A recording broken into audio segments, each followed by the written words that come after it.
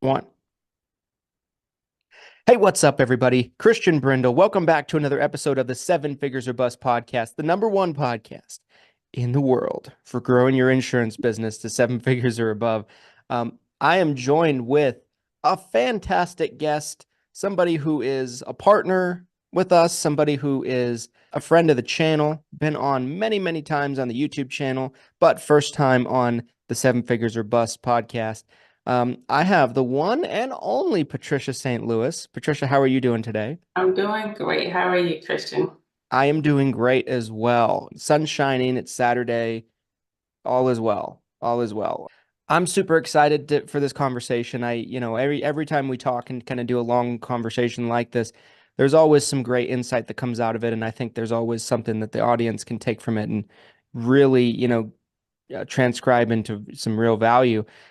Let's kind of go back to the beginning, just on the off chance that nobody knows Patricia. Maybe people haven't seen your YouTube channel. By the way, Patricia has a fantastic YouTube channel. If you're not following it, tell me if I get their name right. It's under the name Kinky Styles 1980. It's got Yep. a huge subscriber base. How many subscribers now? 60, 70,000? 60. Yep, 61. 61,000 subscribers. Does great videos kind of documenting the journey and the growth of her agency. So go follow her on there. I'm actually going to leave a link in the description while I'm thinking about it. I'll mention that for you guys. But anyway, let's go back to the introduction of you being in the space, because I think this is year 4, if I remember correctly, right? Yes. Yeah, heading to year 4. We're in year 3 right now. Okay, gotcha. So what was it that got you into insurance in the first place? Where did it all start for you? Pandemic. Okay. So I was And working as a registered nurse and pandemic happened and I was scared to go back to work. yeah. So I started researching things you could do at home. Well, actually, my cousin had called me and said, "Hey, jump on this Zoom call about selling health insurance." So I said, "Okay." So I go on, and it was Prime America. Mm. Yes. I got Totally. sucked in. It's remarkable how many people have their introduction to this space from Primerica. It's crazy to me. Like it's an absolute absurd number of people. Like if I just like listed off the people that I know of that like that was their introduction, you'd be like, whoa, like for me, I'm every time I hear it, I'm like, oh gosh, I'm like another one. My father started in the insurance space in Primerica before it was called Primerica. It's called A.O. Williams back then Oh, in okay. in the 80s. It's just crazy. Anyway, I'm sorry. Continue. No, it's okay. Yeah, so I got sucked in, paid my little $75 fee. And then it was so structured where you had to go to these meetings, these Zoom meetings, be there freaking all day and all morning or whatever. And it was so based on you gotta call your family and friends. You gotta people I don't even talk to on a regular basis. I'm very much of a homebody, stay to myself type of person. So for me to have to call people and be like, "Hey, what you doing? How you been? Do you have life insurance?" It was annoying. So Yeah. I quickly got to the, what is it called? No friends left list. Yes. Yes. Yeah. I mean, that's usually how those go, right? Like they say, make your list and then call through your list, right? That's what they say. And it's like, network to your network. Well, what do you do when you run out of network? You know what I mean? Most normal people don't have like this inner circle of like 5,000 people. They have like an inner circle of people that they actually personally know. I think the average person is like 100, 200 people, maybe not even that for a lot of Yeah. people, you know? And it was so annoying because some people will agree. They'd be like, "You know what? I do need life insurance. Yeah, let's jump on this call." So I would make the appointment, jump on the call with my, what they call him at the time, my regional executive, whatever they, all the positions they had. So she would, well, so it would be me, my lead. That's what I call it. I was feeding you leads. So anyway, that's why I'm so passionate about being careful with companies you're partnered with, but you're actually their lead source. That's why I'm Right. so passionate. This experience right here. So, anyways, I'm feeding her these leads, right? Number one, the first three sales, you get zero. You get nothing. You get zero. Your comp level is 25%. If you Wow. And ever make it to that comp level, by the way, if you ever get that far. So, anyways, what irritated me is that I had family members and friends that did want life insurance. So I would get them on this Zoom call, and my trainer, my regional person, whatever. So she would talk to them about life insurance and investing. Their thing is buy term and invest the rest, right? right. But then she would recruit them on the same call. I'm like, what are you doing? Why are you trying to recruit this person? So yeah. So people would get turned off. They would get so upset. Like, why did you have me on this call? I just wanted life insurance. And I have a job, like I don't need to be recruited. So I would get in Wow. arguments after the call. Because I'd be like, why are you trying to recruit them? I told you this person is a registered nurse, like, because I'm a nurse, right? I'm Right. bringing professional individuals, nurses, like, why are you trying to recruit them to sell freaking life insurance when they actually wanted to buy the product? So So what was the person's response when you confront them about that? You're like, why are you trying to do this? Like, that's not what I thought this call was about. What's their response? it was more like, we have to we're trying to help you build your team and that type of thing. It was such a cult. And it And just, you're like, I just started. We're building teams now, right? You know, exactly. I it remember one time she was like, you're going to have such a strong team because so many people that want to join are men. I'm just like, oh my you're like, what? It's it's so funny to me, right? Like there's Primerica is the granddaddy of the MLM insurance business models, right? Like they're the first ones, as far as I know, that did insurance and that MLM style kind of agency. But now there's a lot of them. There's a lot of these MLM type style agencies. And to me, like it's so wild, in terms of just they all kind of teach the same thing. They teach number one, recruiting's better than selling, which I couldn't agree less with. Number two, when you are selling, you're networking to your network to your network. And I'm like, I don't know how you feel, Patricia, but for me, I would rather sell insurance to somebody that I don't know personally. Like, that's been my experience as an agent over the years, is like it always like complicates the personal relationship when you sell something to somebody. It's like a little uncomfortable, a little awkward. Like you get together at family get-togethers and they're like their plan isn't working maybe right, and they're like angry, but they're afraid to tell you they're angry. Like I would so much rather sell insurance to someone I don't know and through marketing or lead generation or something like that than a family member. I mean, um, I don't know if you feel that way as well. yeah. And they avoid your calls because you're calling them because you want something, not because Yes. you're literally calling to see how they're doing. Yeah, it wrecks the relationships, with people that you know and you care about. And it's such a weird business model to me. Like, my early years before I did insurance, when I was like early 20s, 18, 19, I did a couple MLMs myself, and I'm like looking back on it, I'm like, this is strange. This is so weird. Like the one that we were in, the one that I got in the most serious before I did insurance, we were selling healthy energy drinks, and it was like a $500 buy-in. So like the minimum buy-in was $500, and you get like $500 worth of product, like this healthy energy drink product.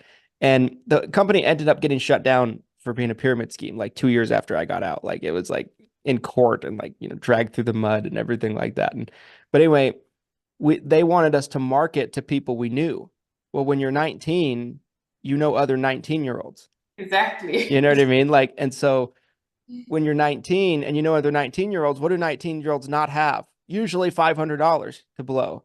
You know what I mean? So like it was insane, like um and yeah, this is when you mix insurance and that business model, that MLM business model, it's really weird. But they do introduce a lot of people amazingly to the space. There's so many people I know that that's where they started. Ultimately, it's not where they found success, but that was the introduction to the industry. Yeah, definitely. I remember someone was trying to recruit me before nursing school when I was about 19 in Prime America.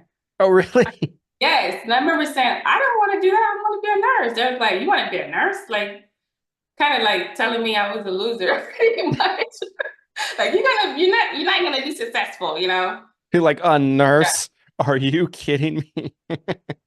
And Grant, and like probably at the time you're making more than they are. Like, because a lot of these people that are recruiting you in Primerica and a lot of these MLMs, like they're most of the time they're lower on the totem pole. Like they're trying to climb the totem pole and their compensation structure requires them to recruit to do that.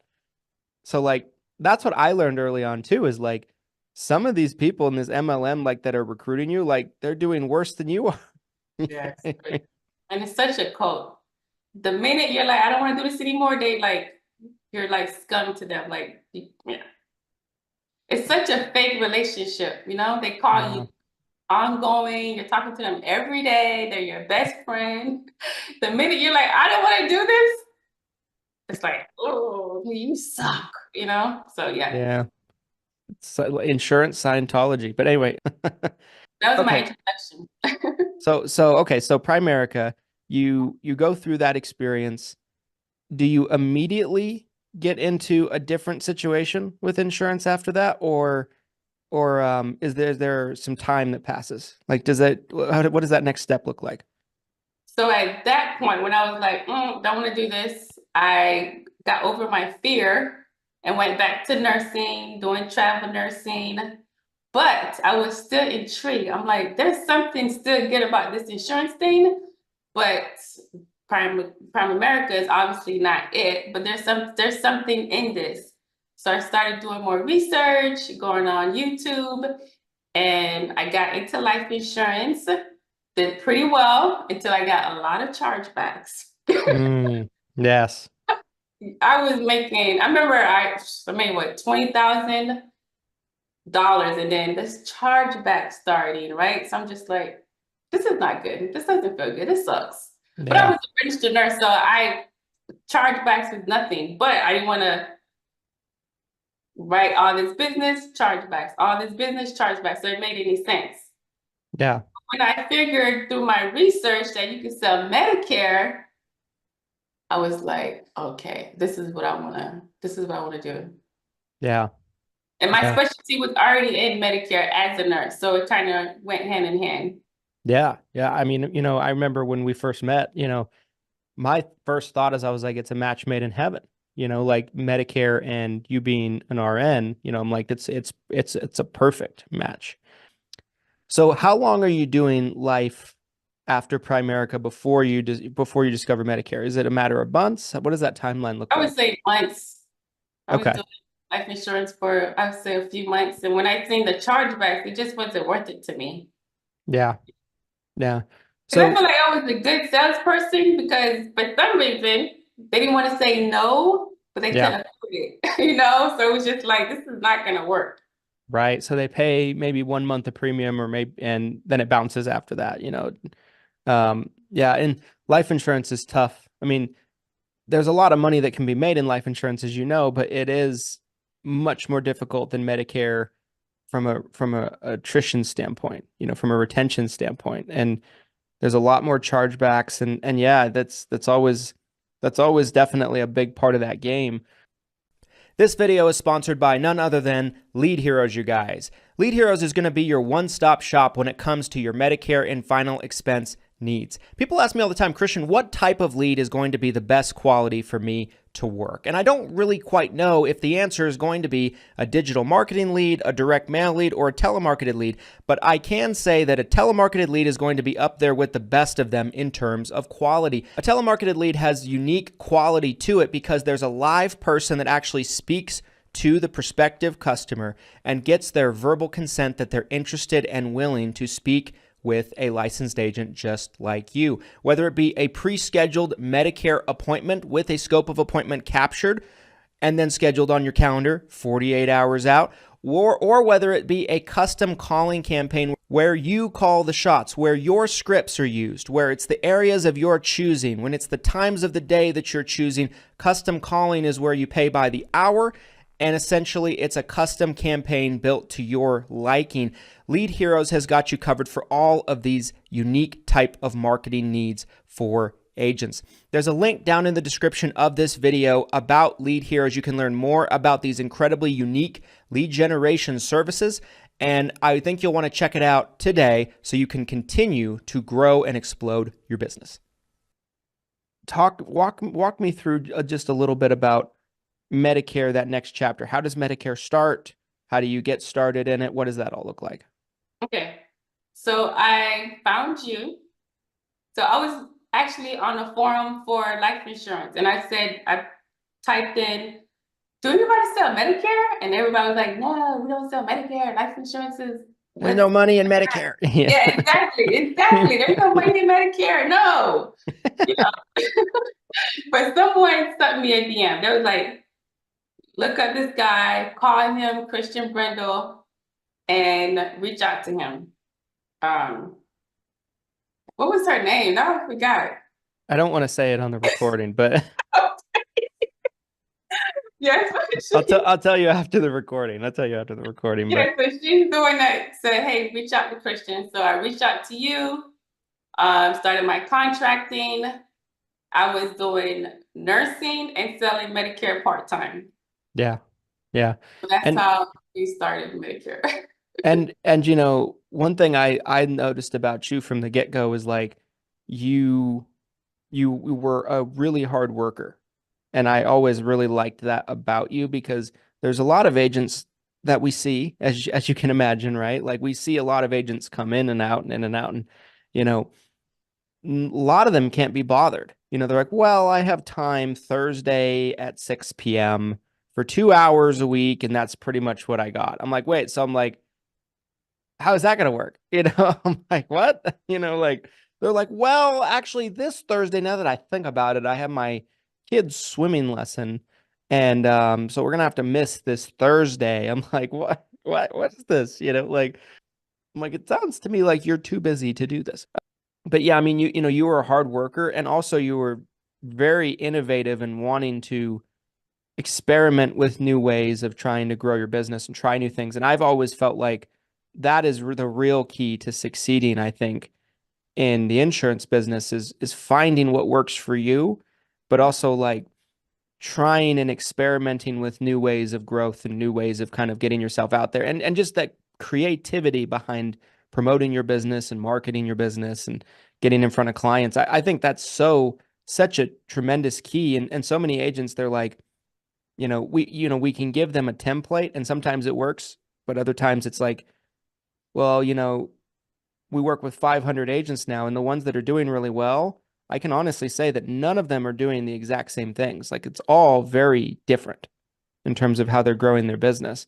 But yeah, so we start working together. Then what does the next couple of years look like from the standpoint of, obviously I don't want to jump ahead in the story, but I remember pretty early on in that time frame, you pay your house off, you pay your mortgage off. Yep. Which, is, congratulations to you, by the way. That's a tremendous. How many years did it take? Very few, from what I remember. It was 3 years. 3 years. What was the ultimate strategy for you to do that? Was it figuring out how much you'd have to pay on a monthly basis to just completely be done with it? Or what was the strategy? Yeah, so I use this calculator. It's like a pay off your mortgage calculator. You put in the interest, how much you owe, and how much you want to pay additional. And yeah, so I play with the number, and then I would just get so like, at first it was like, okay, I think I started out, I know some people gonna think I'm crazy, but I started out with, first I did a budget. So I looked at all the, my budget, how much I was spending on gas, everything down to the T, everything.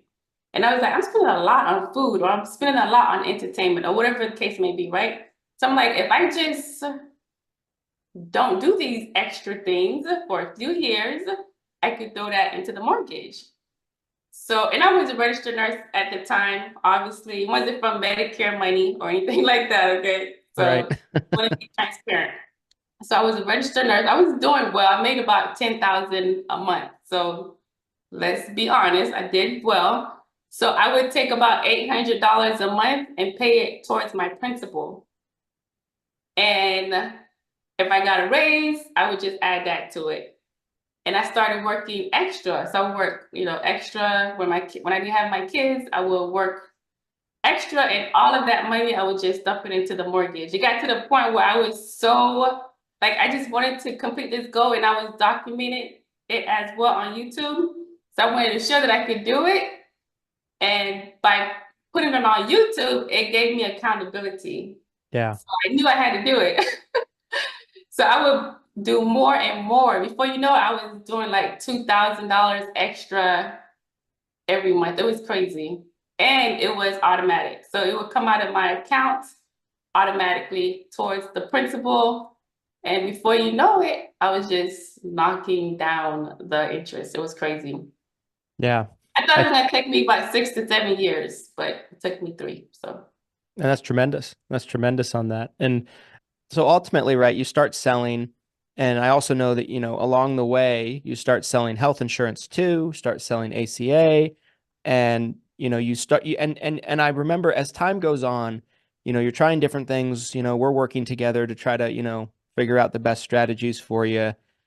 You really start to figure it out, in terms of like producing and kind of bringing your business forward. You buy an office. What was that yeah. experience like?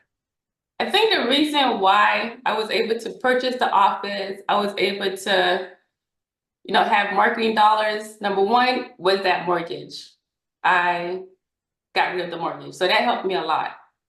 And Yeah. also, I started travel nursing, which gave me more money. Since I didn't have the mortgage, I had so much money to save. It was insane. So I used that money to get the office. So it's like all these little things that I was doing help with the building block of my business. Yeah. I didn't even know I was going to become a Medicare broker when I started the journey of paying off my mortgage. But just that little seed of saying I want to pay off my mortgage took me to the another seed, took me to the next idea. And that's how I progressed. I remember I was talking to you and we was talking about the office. I was like, should I buy an office? You think it makes sense? Because it's not like I had this great book of business at that point, Right. but Right. I just believe in myself. I believe in that I had to take it seriously at some point. Because when I was doing it part-time as a nurse, people would say, oh, I would love to meet you on a Monday. Oh, I can't. I don't want to say I have a full-time job. I'm available this Saturday, or I'm available at 5 p.m. It becomes harder when you're building a business, but you're treating it more like a hobby. Right. So I Right. knew at some point I had to break away from my cushion, my $10,000 a month as a nurse. At some point, I had to give that up if I really wanted to build my business. So that's how I was able to get the office Got it. because of nursing. So talk a little bit about when you did make the transition from full-time nursing away from it. How was it scary? It was very scary. I was terrified. Yeah. I purchased this office with all these issues. Thank Mm. God my friend stepped in to be like, I'll help you. We Yeah. did everything. Like we painted the walls. We had to put in a new toilet, a new sink. It was crazy, but I was terrified. I had enough money to get the office, but then did I know what to do next? No, I had no clue what I was doing. Yeah. But like, let's do it. Yeah. And they don't make a manual for that kind of stuff. There is no instruction step-by-step guide. It's kind of like, there's a lot of kind of trial and error and figuring things out. And the office looks tremendous, by the way. I've had the pleasure of being there and visiting, and it looks really, really good. And you've done a great job, and your friend did a great job in helping with it. And so it looks really good. Talk a little bit, because your agency is doing really well now. It's really cooking. You're doing very well. Your business is growing, and I love to see it. I'm just so excited for what the next couple of years are going to look like for Patricia. I just think there's so much. I think the best is ahead.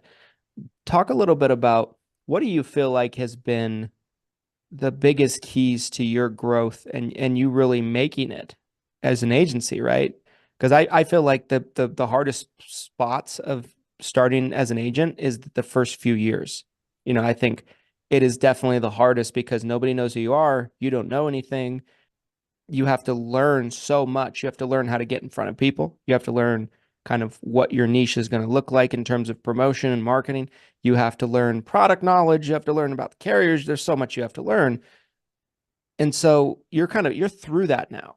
Your business has a great foundation now and it's growing and it's going to continue to grow. What do you feel like has been the success points? Like what has kind of caused that for you?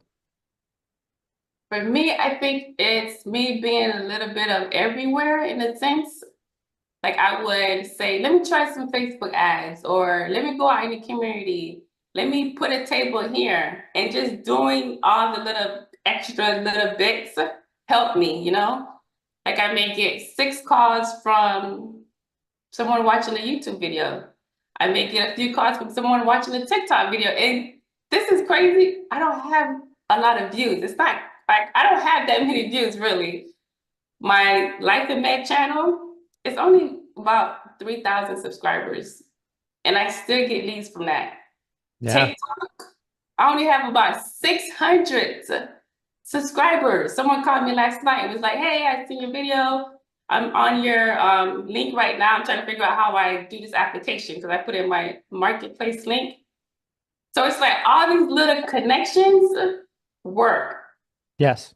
So what really grew my business was ACA, right? I want to sell Medicare. Of course I want to sell Medicare, but the market is it's just such a smaller market. And I'm in Florida. There's so many agents, it's ridiculous. So you have to figure out, okay, I want to break into the market, but what is the best strategy for my situation? So I said, under 65, there's a lot more in the pool. Mm-hmm. Turning 2 every day, turning 10, turning 50, right? So let's try under 65. So I started ACA and I just found myself going out in the community and I connected with other people that wanted to help me, which is crazy. I'm like, I didn't look out. I didn't go searching for anyone. They came to me, hey, you doing Medicare? I mean, you're doing ACA. I have a business where I could actually help you get more ACA clients. So I'm just building like these connections with other companies, other businesses, and they're helping me. Like I get so many ACA referrals, it's crazy. And if I didn't put myself out there, if I was like, no, I just want to sell over the phone. No, I just want to buy leads. Yeah. I just want to be in my office. I don't want to leave. Like, no, I had to put myself out in the community and try different things. Some things are going to work and some things are not going to work. So Yeah. I'm taking my ACA business to help grow the Medicare business. I mean, I still have a decent Medicare book, but my ACA book it's crazy. So Yeah, absolutely. I mean, I think it makes a lot of sense, and I think they go very well hand in hand together. Took me too many years to realize that, I think. I figured it out more the last couple of years that they go very well together. But like before that, I'm sure as you remember, I was like, oh no, I was supposed to put my contract in here. You're like, I'm not doing ACA. I'm like, God, no, like, and that was a blind spot for me at that point in time, right? So, but I think they go very well hand in hand together, right? Because, you have ACA clients that are going to age into Medicare. They're going to refer you people they know on Medicare. They're going, you have, let's say you're writing somebody on Medicare and the spouse is 62, you can write them too that, like there's so many reasons why I think they go so well together and they kind of definitely can support each other. Yeah, I think that makes a lot of sense and you've executed and done incredibly well, with that model. I want to be respectful of your time. There's 2 more questions I have for you. talk a little bit about YouTube. You started the YouTube channel originally a long time ago, right? Like quite some time ago. Take us back to that if you would. And what was the inspiration for starting it?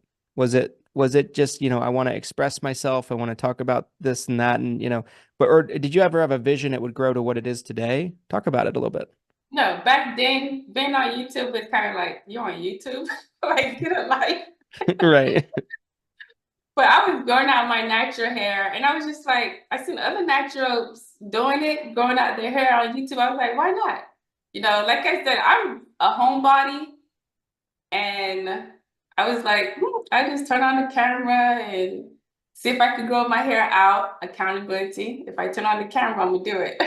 Yep, that's right. So I cut all my hair off. Like my hair was like this long, right? Back it's called a TWA, teeny weeny afro. So I had my teeny little afro, and I would, so I'm gonna, wash my hair today or whatever. And I would do like a challenge where every 3 months I would show my growth. I think it was every 3 months or every 6 months, I would show how long my hair had gotten. So I grew my hair really long, my natural hair, which this is my natural hair too, but it's in locks now.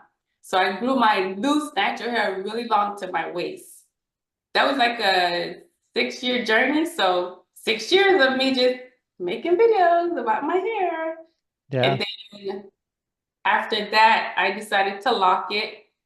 And then I did the journey of paying off my mortgage. So yeah, I love it. I love it. I mean, it shows versatility, right? On your channel, because like your channel, I look at it like your channel is like what's going on with Patricia.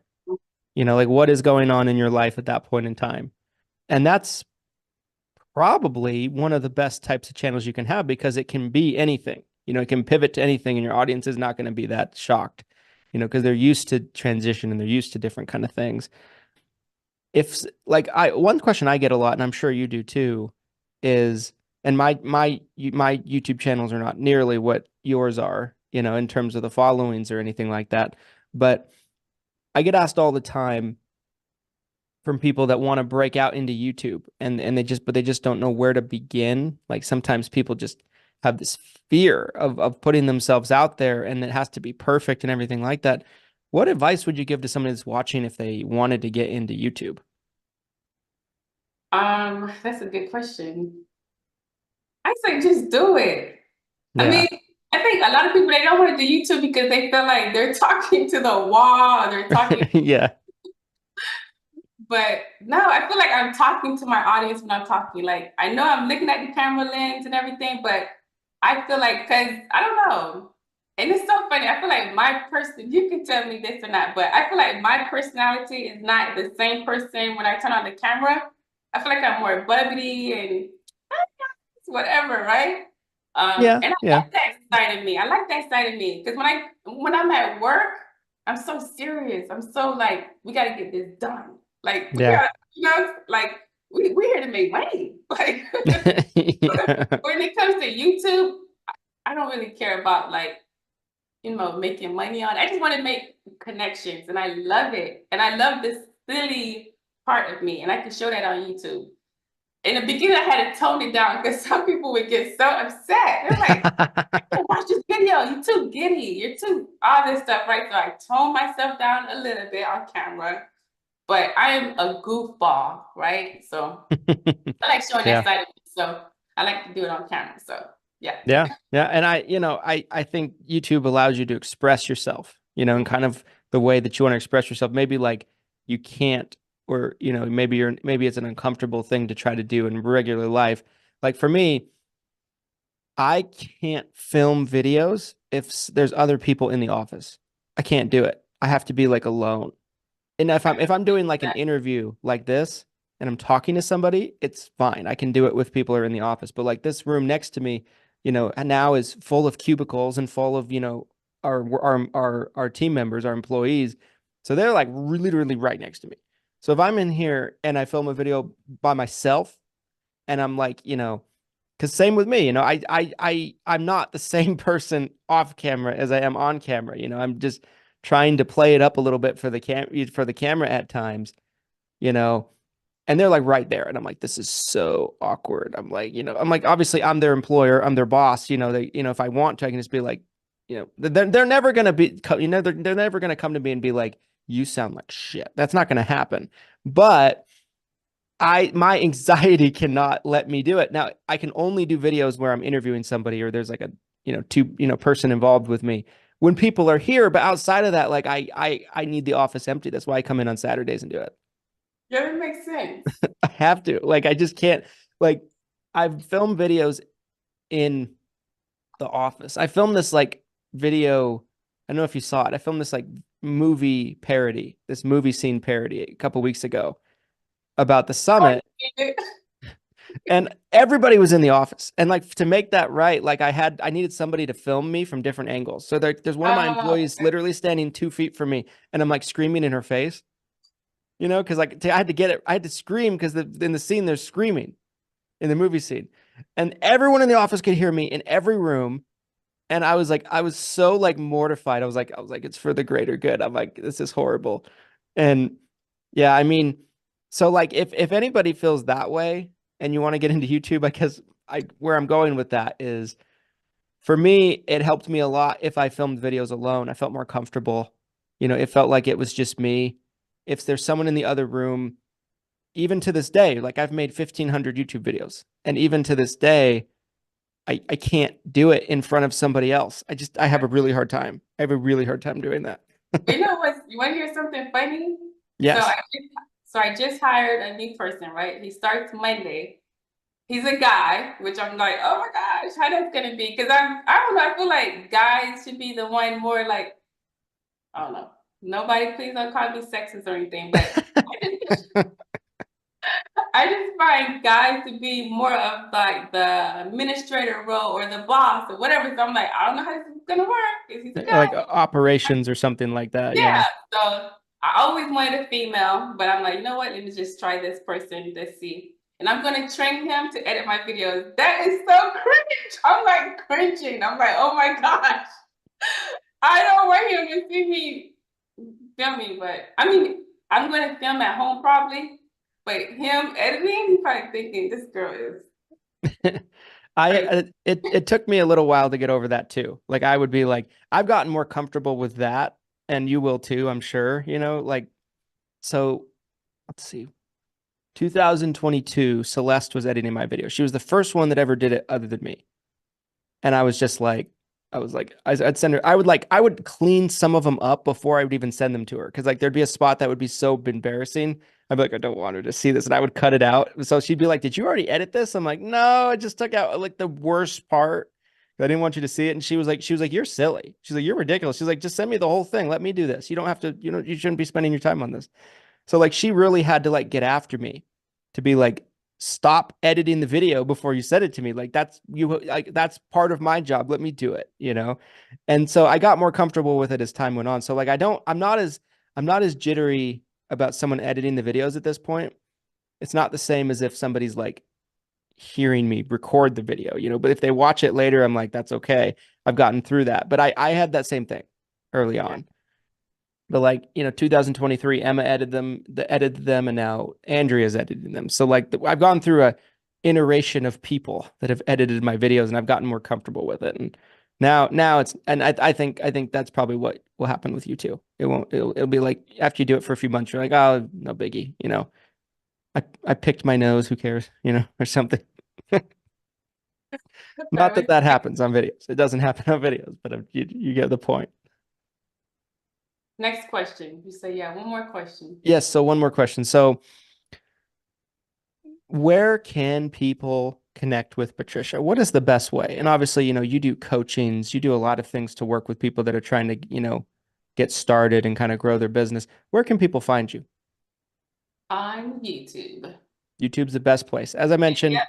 We're gonna drop the link to Patricia's channel in the description of this video, guys. So check it out. Go follow, go subscribe, watch the videos. She does a great job. Her content is super good.